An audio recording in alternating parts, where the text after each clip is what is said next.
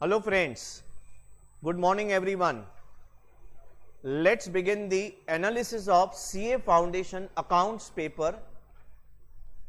This is the paper where the student secured 90 marks. 90 marks मिला है student को.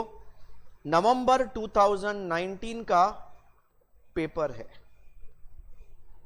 सबसे पहली बात मैं आपको बताना चाहूंगा, आपको ये पोर्शन दिख रहा है, ये पोर्शन दिख रहा है. What this portion is about. पहली बात तो आपको ये पता होना चाहिए, आपको आपके पेपर में रोल नंबर खाली एक ही स्पेस पे लिखना है और कोई भी पेज पे नहीं लिखना है. अगर लिखा तो आपको पेपर रिजल्ट नहीं मिलेगा आपको. नंबर 2, आपका जो रोल नंबर लिखा जाएगा वो रोल नंबर पेपर से निकाल दिया जाएगा. जो पेपर चेक करने वाला टीचर है, एग्जामिनर है, will not be knowing your roll number. ठीक है. So this is what to create independent checking without any, you can say, problem. Should not be any problem in terms of checking. Person checking the paper should not be knowing who is the student, from where the student is. Clear? Now student, आप देखेंगे there are how many questions in the paper? 6 questions in the paper. This student has appeared 1 to 5. Question number 2 to 6 we have to attempt any 4. So he has attempted first question, that is compulsory, plus 4 questions 2, 3, 4, 5. Last question क्या किया उसने, छोड़ दिया है. तो sequence में questions जो हैं वो अटेम्प्ट किए हैं. All right, let's see. Now he has started. There are so many instructions. You can read out the instructions and be very careful about these things. You need to follow these instructions very, very carefully without violating any of these rules. Now friends, सबसे पहले आपका question number 1 attempt किया है, and question number 1 is a compulsory question. What comes in question number 1? क्या क्या आता है question number 1 में? ट्रू फॉल्स, शॉर्ट नोट्स, और कभी कभी एक 5 मार्क्स का सम भी आता है. तो यहां पे आप देखेंगे he has started with the first question only, true false. Fine. तो आप देख सकते हैं the answer is written very very clearly, no overwriting. The explanation is given, sufficient logical explanation is given.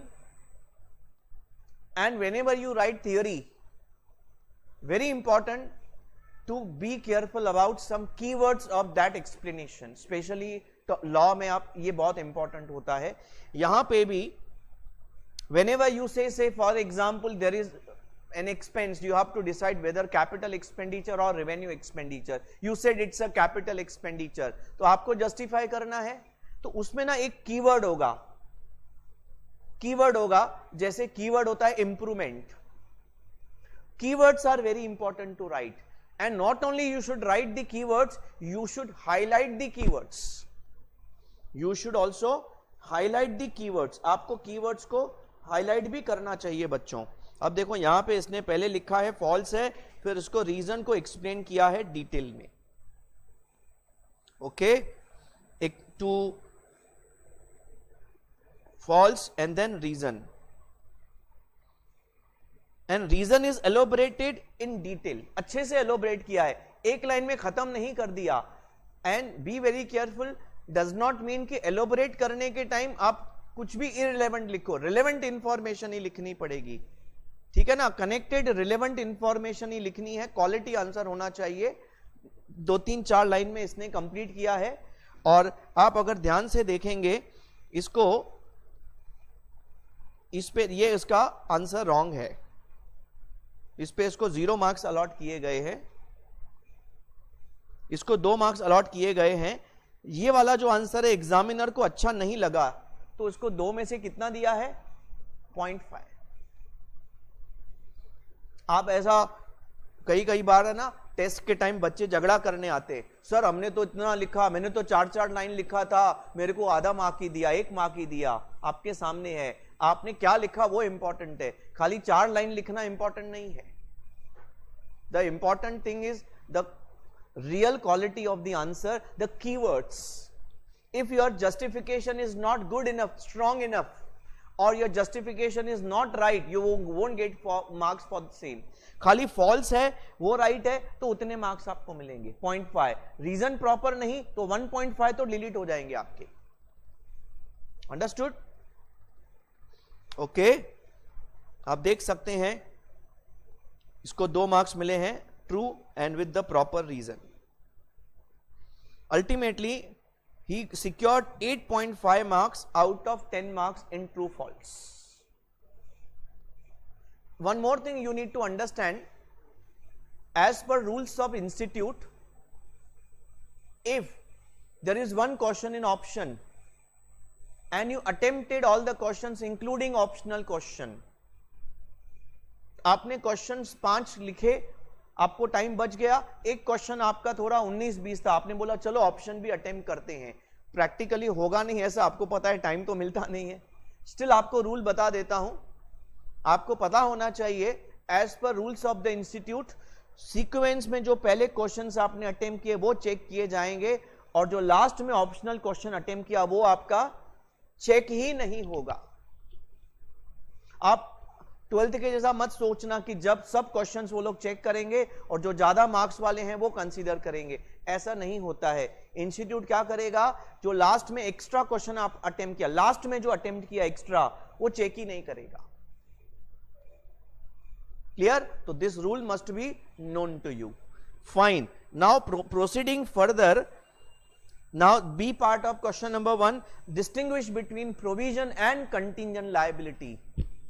ये आपका पेपर में distinguish आया था, क्या इसने टी फॉर्मेट में लिखा है? नहीं, इसने टी फॉर्मेट में नहीं लिखा है, इसने अच्छे से एक्सप्लेन किया है, और इसको इस एक्सप्लेन करने के ऊपर 2 मार्क्स ही मिले हैं,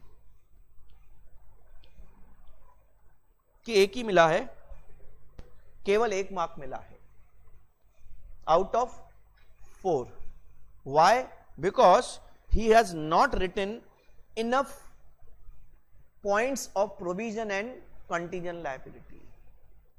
अगर आप distinguish between provision and contingent liability जो हमने दिया है आप देखेंगे, उसमें 4-4 पॉइंट्स आपको मिलेंगे। इसने 4-4 पॉइंट्स किधर लिखा है? आप अगर इसके नंबर ऑफ पॉइंट्स देखेंगे, इतने हैं क्या पॉइंट्स? नहीं ना, देखो इसने एक एक्सप्लेन किया है, फिर दूसरा एग्जाम्पल दिया है, 2 ही पॉइंट्स लिखे हैं इसने। उसके हिसाब से उसको उतने मार्क्स नहीं मिले हैं। मतलब आपको चीजों को, अच्छा इसने कंटीजेंट लायबिलिटी का एग्जाम्पल भी नहीं दिया है। अब इसका मतलब क्या है कि ये बच्चा थियरी अच्छा नहीं लिख रहा। He secured 90 marks, still theory is not good. अगर ये थियरी भी अच्छा लिखता था तो 95 शायद लेता था। नाउ क्या सीखने को मिला इससे अपने को? ये सीखने को मिला that the students tend to ignore theory, they take theory very very lightly. ऐसा बाद में देख लेंगे, ऊपर से देख लेंगे, बट दोस्तों theory is very very important. 20 marks सीधा सीधा आपके उधर है। Now this paper shows that he is a very bright student, very intelligent student, but he is ignoring theory, is not writing theory properly and losing marks in theory. तो हम लोग क्या कर रहे हैं ना, इस पेपर में से कुछ सीखेंगे हम, इसमें से उसकी अच्छी बातें भी सीखेंगे, उसकी गलतियां भी सीखेंगे। अच्छी बातें जैसे हम उनको अपने अंदर ले लें, गलतियां जैसे अगर हम भी कर रहे हैं तो उसको सुधारें। ठीक है? Are you doing theory properly और keeping it for the last moment? I am sure you are keeping it for the last moment. बाद में देख लेंगे, पहले प्रॉब्लम सॉल्व करते हैं। Now this is the very very big mistake we are doing, you are doing, should not be doing that. जो भी chapter आप कंप्लीट कर रहे हैं, जो भी चैप्टर आप कंप्लीट कर रहे हैं, थियोरी साथ में कंप्लीट करना है आपको, और थियोरी बहुत अच्छे से करना है, क्योंकि थियोरी वाला क्वेश्चन तो आप छोड़ ही नहीं सकते। यहां पे वो कंपलसरी में आता है। हाँ, थियोरी अपने मन से लिखेंगे, अपनी लैंग्वेज में ऐसे ही कुछ भी लिख देंगे, आपके सामने है, you won't get marks. You need to write it properly. Fine, moving further, if you just go through the next, इसी क्वेश्चन में 1 में there is a question on depreciation, and आप देखेंगे इसने बहुत अच्छे से लेजर अकाउंट्स बनाए हैं, लेजर अकाउंट्स बहुत अच्छे से बनाए हैं, और वर्किंग नोट्स भी बहुत अच्छे से। अच्छा, ये वर्किंग नोट जो हम एक ही वर्किंग नोट में सब करते थे वो किया है इसने, ठीक है। अच्छा, इसको कितने मार्क्स दिए गए हैं बच्चों? इसको 4 मार्क्स दिए गए हैं, 1 मार्क नहीं मिला। अब यहां पे भी कई बच्चे 4 का ही था, तो बहुत अच्छा है। अच्छा, तो question number 1, in total he secured how many marks? 13.5. So I will just for analysis purpose add up these marks. Just you काम करना ना, आप just इसके ना मार्क्स याद करो question wise, so that last में हम उसको लिख के ना एक एनालिसिस भी करेंगे। भाई देखो उसको क्वेश्चन वाइज कितना मिला है, इसको मैं इसका लिख देता हूं 13.5, मतलब he lost major marks in first question only. 6.5 तो इधर ही गया। इसका मतलब है बाकी पेपर तो ऑलमोस्ट इसका परफेक्ट है, मतलब बाकी क्वेश्चंस में तो ऑलमोस्ट 20 में से 19 उसने लिया होगा, 18.5 19 तो उसने लिया ही होगा बाकी सब क्वेश्चंस में। क्लियर? अब इंडिकेशन दे रहा है कि this student is very bright in terms of practical problems, but he is not working on theory. it's a very important alert for you, those who are ignoring theory. You can see this. Fine, let's move with the question number 2. If you see, he has not done any overwriting. I have seen his whole of the paper. Last में हम इसकी अच्छी बातें खराब बातों का एक chart वो बनाएंगे, लिस्ट बनाएंगे। You till now whatever he has written, no overwriting. आप देखो आप ओवर राइटिंग करते हैं कि नहीं करते? देखो अगर इनिशियली पहले वाले सम्स में भी आप ओवर राइटिंग करेंगे, देखो इंप्रेशन रॉन्ग क्रिएट हो जाएगा एग्जामिनर को। Now going for question number 2, it's your BRS का क्वेश्चन है। ये इसने बीआरएस को बहुत अच्छे से बनाया है, and he secured 4 marks on BRS. नहीं, step 1 6 marks. Rectified cash book बनाना है बीआरएस में, second method of BRS. Rectified cash book पे कितने मार्क्स दिए हैं एग्जामिनर ने? उसको 6, और बीआरएस पे कितने दिए हैं? 4, टोटल 10 में से 10। Very good, out of marks in BRS. Mark का ब्रेकअप देखो, why 6 marks on rectified cash book? Because rectified cash book में ज्यादा पॉइंट्स हैं, दैट्स ऑल, और कोई रीजन नहीं है। इसमें 6 पॉइंट्स हैं, बीआरएस में 3 पॉइंट्स हैं। अच्छा, बहुत सारे बच्चे ये बोलते हैं कि सर हम अमाउंट लिखें कि नहीं। देखो इसने लिखा है, आपके लिए पॉसिबल है तो आप लिखते जाओ फास्ट में।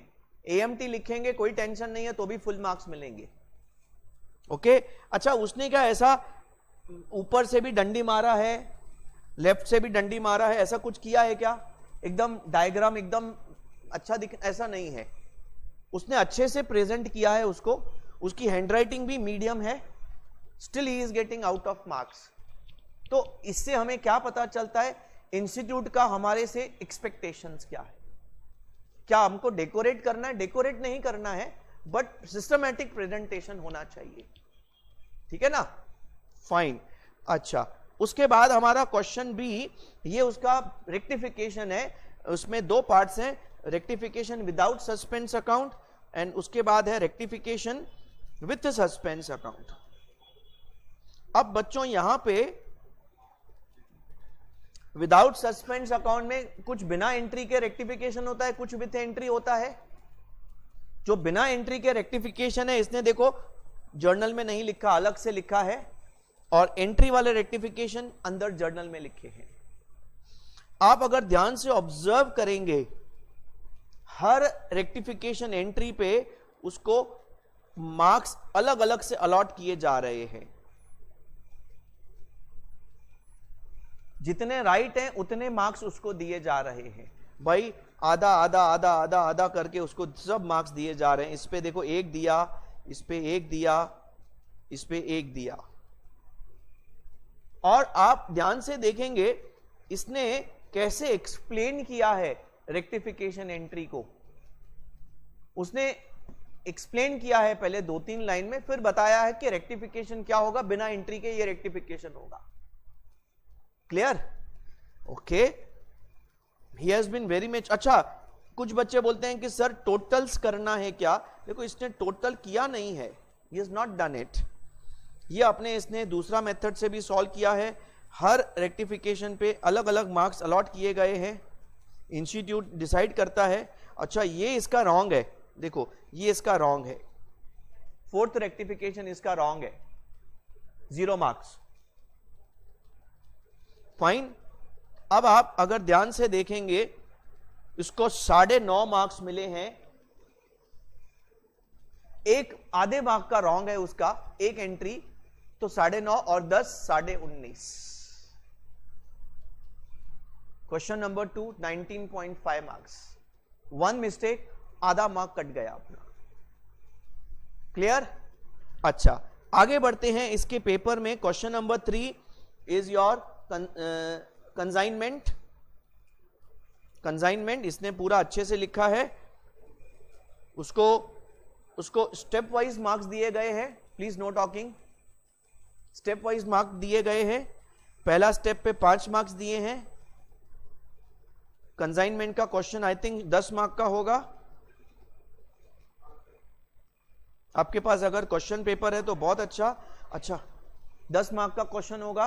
ये वर्किंग नोट पे उसको आधा मार्क मिला है। देखो, कंसाइनी अकाउंट बनाने के लिए 2 मार्क मिले हैं उसको। कंसाइनमेंट अकाउंट बनाने के लिए 5 मार्क मिले हैं। ये स्टेप 4 है। उसको कमीशन कैलकुलेशन के लिए 1 मार्क मिले हैं। वर्किंग नोट्स पे मार्क्स हैं। बहुत सारे बच्चे बोलते हैं वर्किंग नोट्स अच्छे से बनाने हैं कि मार्क्स हैं कि नहीं है। मार्क्स मिल रहे, देखो आप, हर वर्किंग नोट को इंस्टीट्यूट का एक फिक्स मार्क्स अलॉटेड होता है depending upon the complexity of working note. उसके बाद क्लोजिंग स्टॉक वैल्यूएशन में भी 1 मार्क है, तो इसको 10 में से 10 मिला है, फुल मिला है कंसाइनमेंट में। इसने हर वर्किंग नोट अच्छे से बनाया है। अगर आपने वर्किंग नोट अच्छे से नहीं बनाए तो उधर मार्क्स कट जाएंगे। अच्छा, इसका हम और एक बार देख लेते हैं। इसने तो बहुत मेहनत करके ये पर्टिकुलर अमाउंट भी लिखा है। मतलब इस बच्चे ने अच्छा स्पीड मेंटेन किया है। अच्छा स्पीड, एक तो इसका पेपर छूटा नहीं होगा। देखेंगे ना, ऐसा लग रहा है कि 6.5 मार्क्स तो ऊपर गए, आधा मार्क अभी गया सेकंड क्वेश्चन में, तो 7 इधर गए, आगे 3 गए। इसका मतलब है पेपर तो पूरा लिखा होगा। किसी और क्वेश्चन में 20 में से 18-19 मिला होगा, ऐसा एक आध हर क्वेश्चन में गया होगा। क्लियर? अच्छा, अब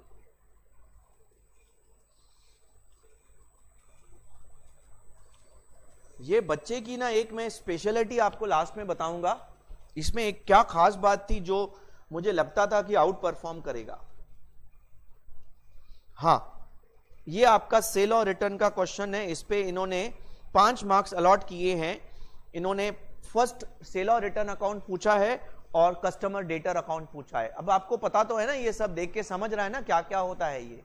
और 5 में से इसको 5 मार्क्स मिले हैं, बहुत बढ़िया। अच्छा, ओके। उसके बाद एवरेज ड्यू डेट का आपका क्वेश्चन है। इसको उस पे 3 मार्क्स मिले हैं। क्यों 3 मिले हैं? 2 किधर गए?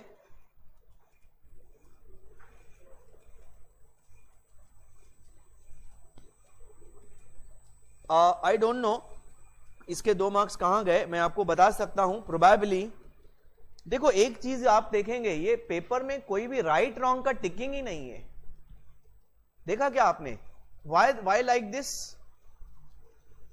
ऐसा क्यों हो रहा है बच्चों? क्योंकि ये पेपर इलेक्ट्रॉनिकली चेक किए जाते हैं। मतलब पेपर चेक करने वाला जो एग्जामिनर है उसको पेपर का हार्ड कॉपी नहीं दिया जाता। पेपर स्कैन करके, आपका पेपर स्कैन करके सॉफ्ट कॉपी चेक करने को दिया जाता है। अब देखो मार्क्स भी हाथ से नहीं लिखे हुए, वो भी टाइप किए हुए हैं। Is it clear? ये करने का रीजन क्या है? आप बोलेंगे सर पेपर इतने हजारों बच्चों का स्कैन करेंगे, करते हैं, रीजन क्या है उसका? जैसे पेपर को वो लोग चीटिंग करके किधर से भी बच्चे चेंज नहीं करवा सके। It's a control, it's a control. Paper को हाथ लगाने को नहीं दे रहे हैं, फिजिकल पेपर को। It's a control. अंडरस्टूड? अच्छा, तो यहां पे इसका 2 मार्क्स गया। उसका एक रीजन होगा, आप चेक करना, मैं पेपर भेजूंगा। उसका एक रीजन होगा, इसने इधर इस क्वेश्चन में कैलकुलेशन में कुछ तो गलती किया। Some mistake in calculation, 2 marks lost. So हमने 7 उधर गंवाए थे, 6.5 फर्स्ट क्वेश्चन पे गए, सेकंड क्वेश्चन में आधा गया, इसमें 2 गया। 2 कौन से टॉपिक में गया मैं वो बता रहा हूं, एडीडी। अच्छा, एडीडी बहुत डिफिकल्ट टॉपिक है, करेक्ट ना? तभी तो मार्क्स जा रहे हैं ना। ADD is one of the most difficult topic. Yes और नो? नो। मैं आपको एक और चीज के लिए वार्न कर रहा हूं। What we do, we tend to give lot of time to difficult topics. Easy topics आ रहे हैं मुझे, we tend to ignore time, don't give good time to easy topics, thereby we lose marks in easy topics and get marks in difficult topics. वैसा ही हो गया बच्चों, वैसा ही हो गया। मालूम है कैसे? आप क्रिकेट खेल रहे हैं, ऑपोजिशन टीम में ना मेन बॉलर्स बहुत ही खतरनाक हैं, उसको खेलने के टाइम बहुत ही आप ध्यान से खेलते। सामने वाले ने पार्ट टाइम बॉलर डाल दिया आपके सामने, अरे ये क्या बॉलिंग करेगा मेरे को, और उसी में ही आउट हो जाते हैं। ठीक है ना? देखो हमारा टारगेट क्या है, हम गलती करके सीखेंगे कि दूसरों की गलतियों से सीखेंगे, हमें डिसाइड करना है। हमें गलती करके सीखना है तो अटेम्प्ट फेल होके खुद की गलती से सीखेंगे, फिर दूसरे अटेम्प्ट में पास होंगे। लेकिन अगर हमको गलती नहीं करनी है, गलती करके नहीं सीखना है, तो दूसरों की गलतियों से सीखना है। बात समझ रहे हैं कि नहीं? और वो गलती रिपीट हमें नहीं करनी है। मैंने एक सेमिनार अटेंड किया था, उसमें ना एक बहुत बड़े बड़े, जैसे ये अपने क्या है अपना स्टॉक, यूएस का स्टॉक मार्केट का किंग कौन है, उसका स्टेटमेंट मैंने पढ़ा था, मुझे याद आ रहा है लगभग उसी का स्टेटमेंट था कि आप अगर आपको सीखना है तो आप दूसरों की सक्सेस स्टोरी मत पढ़ो, फेल स्टोरी भी पढ़ो, ज्यादा फेल स्टोरी पढ़ो। क्या गलतियां की जो वो नीचे गिरा, क्योंकि आपको वो गलतियां नहीं करनी है। बिकॉज हम क्या करते हैं ना, अच्छा ये ऊपर गया तो इसकी सक्सेस स्टोरी पढ़ेंगे, लेकिन जो फेल गया उसकी फेल की स्टोरी नहीं पढ़ेंगे। फेल की स्टोरी पढ़ना जरूरी है, क्योंकि पता चलेगा अच्छा ये गलतियां इसने की, हमको नहीं करनी है। बच्चों मैं बता रहा हूं, अगर आप ये छोटी छोटी बातों का ध्यान देंगे ना, सीधा आपका 15% मार्क्स ऊपर चला जाएगा ओवरऑल। 15% मार्क्स मैं आपको अश्योरेंस देता हूं, सीधा आपका ऊपर चला जाएगा। अंडरस्टूड? देखना आपका कैसे परफॉर्मेंस आता है। चलो खाली आप इन चीजों को जो मैं बता रहा हूं उनको अच्छे से फॉलो करना। तो क्वेश्चन 3 भी हो गया। Question 4 is looking like partnership, इसने शायद गुडविल निकाला है। ओके, डेथ का प्रॉब्लम है, 5 में से 5 मिले हैं उसको एक स्टेप पे। अच्छा, क्वेश्चन 4 है 10 में से 10, partnership first problem full right. ठीक है, गुडविल निकालने को बोला है डेथ में, और जो भी कैलकुलेशंस किए हैं इसमें अच्छे से करके अकाउंट भी बना के दिया है, वर्किंग नोट भी बनाए हैं अच्छे से। बी, अब यहां पहली बार हमारे दोस्त ने ओवरराइटिंग की है डायरेक्टली। ये है हमारा पेज नंबर 23, पेज नंबर 1 से 22 नो ओवरराइटिंग, पहला ओवरराइटिंग पेज नंबर 23 एनपीओ में किया है, ठीक है, ओके। और आपका फेवरेट आइटम है जिसमें उसने ओवरराइटिंग किया है, सब्सक्रिप्शन, करेक्ट। चलो बहुत बढ़िया। देखें हमारे एग्जामिनर जी, उसने इस ओवरराइटिंग के ऊपर क्या किया है। हां बच्चों, आई फील उन्होंने ओवरराइटिंग की वजह से उसका 1 मार्क उड़ा दिया। यहां पे आप आंसर वेरीफाई करना सजेस्टेड से, देखना is it overwriting because of which the marks are deducted, most probably yes, ठीक है। और अगर हम हर क्वेश्चन में ओवरराइटिंग करते हैं फिर तो we are inviting examiner to हमारा गला काटने के लिए इनवाइट कर रहे हैं हम लोग। हाँ, टेंशन मत करना, ओवरराइटिंग अगर 1-2 क्वेश्चन में हो गया तो don't take the stress of that, no problem. 9 मिले हैं ना उसके बाद भी, ठीक है। देयर इज अ पॉसिबिलिटी कि एक आध और कोई मिस्टेक हुआ हो, क्योंकि पेपर में ना वो चीजें लिखी नहीं है क्या गलत है क्या राइट है, paper is checked electronically, so that is not done. So we have fourth question 19 marks, 10 and 9। NPO पे 1 मार्क उसने गवाया है, एडीडी में आधा मार्क गवाया है, ट्रू फॉल्स में और डिस्टिंग्विश में 6.5 मार्क्स गवाए हैं उसने। अच्छा, उसने अगला क्वेश्चन उसको पूछा है ट्रायल बैलेंस बनाओ। क्या बात है, कितना मस्त प्रॉब्लम होता है, ट्रायल बैलेंस बनाओ, क्या बात है। और ट्रायल बैलेंस टैली नहीं हुआ, उसने डिफरेंस फुल राइट है, फुल मार्क्स मिले, 5 में से 5। उसके बाद उसने अटेम्प्ट किया है, मैन्युफैक्चरिंग अकाउंट बनाया है, और ये बहुत ही सिंपल क्वेश्चन था, मैंने देखा था। अल्टीमेटली इसको फिर सी पार्ट में क्या पूछा है, फाइनल अकाउंट्स पूछा है, और फाइनल अकाउंट्स का उसने सब प्रेजेंटेशन के साथ करके, इतना पेज खाली क्यों है, लास्ट में बच गया क्या? कितना मिला उसको? 10 में से 10 मिला।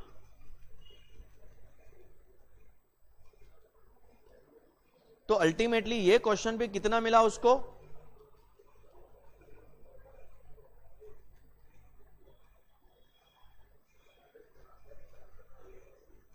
20 आउट ऑफ 20 लग रहा है मेरे को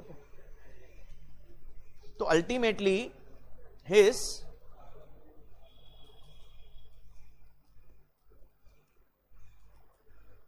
final marks are question 1 13.5, question 2 में कितने मार्क्स मिले बच्चों इसको बताओ ना? 19.5। अच्छा, क्वेश्चन 3 में कितने मिले? I think 20 out of 20। इसमें कितने मिले? 19। और इसमें टोटल करो कितना होता है? 6, 6.5, 7, 8। इधर तो 18 मिले थे ना? आई थिंक इधर 18 मिले थे। 90 मार्क्स।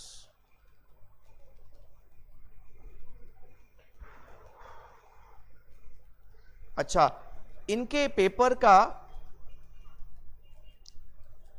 आप बता सकते हैं the best points of the paper?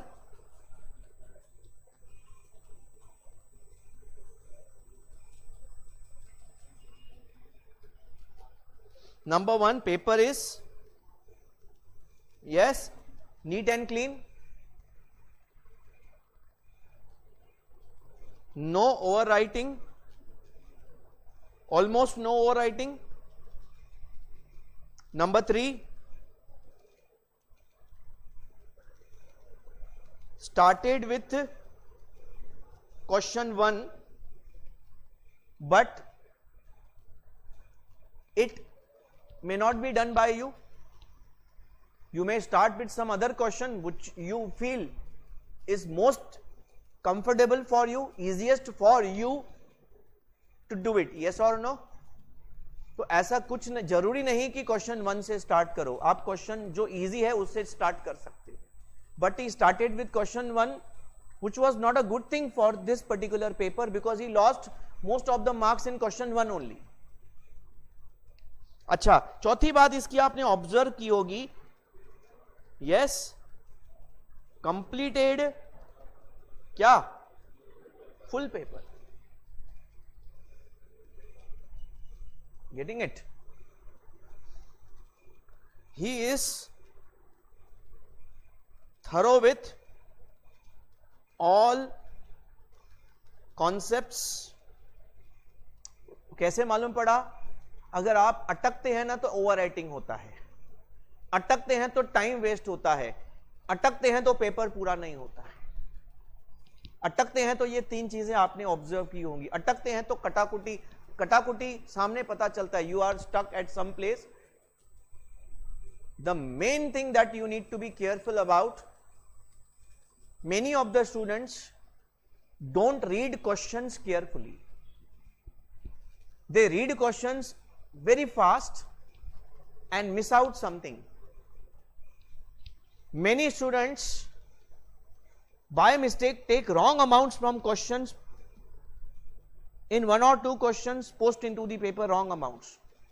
एक अमाउंट ऊपर नीचे वाला ले लिया, एक जीरो कम ज्यादा ले लिया, ये कॉमन मिस्टेक्स हैं. उधर क्या होता है ना, प्रेशर होता है, तो प्रेशर में ना ये गलतियां होती हैं. आपको इन छोटी छोटी बातों पे क्या होना है, अलर्ट रहना है. मतलब many of the students lose marks not because they don't have knowledge of concepts, because they don't have speed, they don't have, they make silly mistakes, they make silly mistake. ऐसे आपके trial balance में 10 expense दिए हैं तो एक expense के सामने amount लिखा है, गलती से नीचे या ऊपर वाला अमाउंट ले लेंगे तो पूरा गड़बड़ हो जाएगा.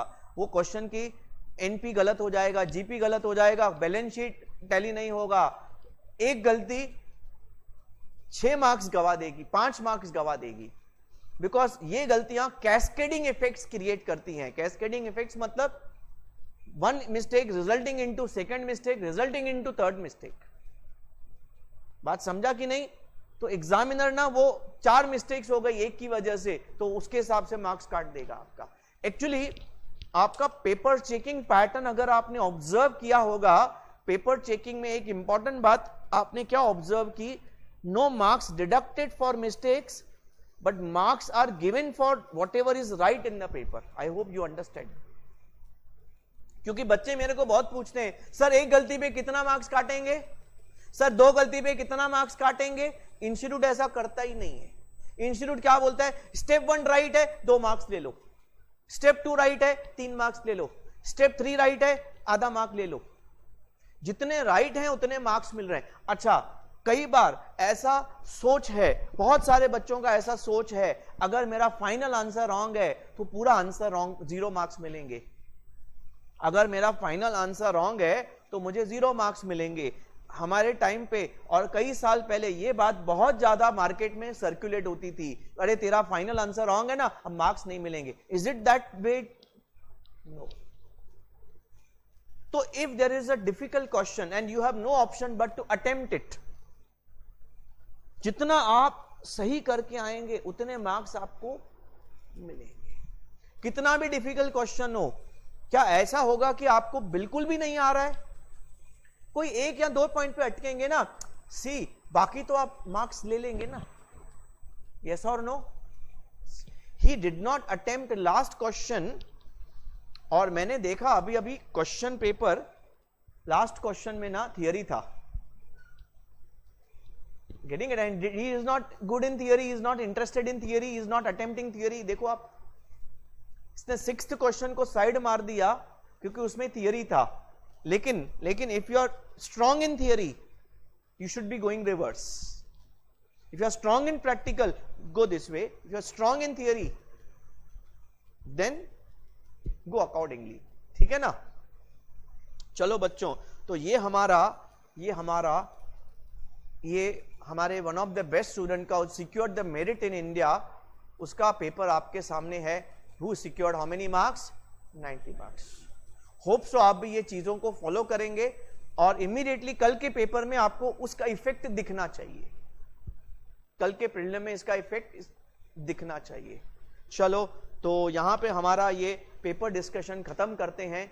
This paper will be available on our app. I will put this on my app and you can download it directly. मैं ग्रुप में भी दे दूंगा। चलो, tata, bye bye, thank you, thanks a lot.